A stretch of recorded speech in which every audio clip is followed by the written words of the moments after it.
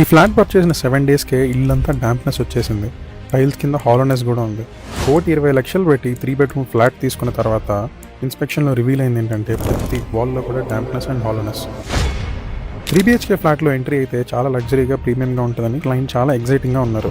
But inspection start చేసిన తర్వాత ఒక్కొక్క టెస్ట్ మనం పర్ఫామ్ చేస్తున్న కొద్దీ పాపం డిసప్పాయింట్మెంట్ ఫీల్ అయిపోయారు. టైల్స్ అన్ని చూసేదానికి స్మూత్గానే ఉన్నాయి, కానీ 70% టైల్స్లో హాలోనెస్ ఉంది.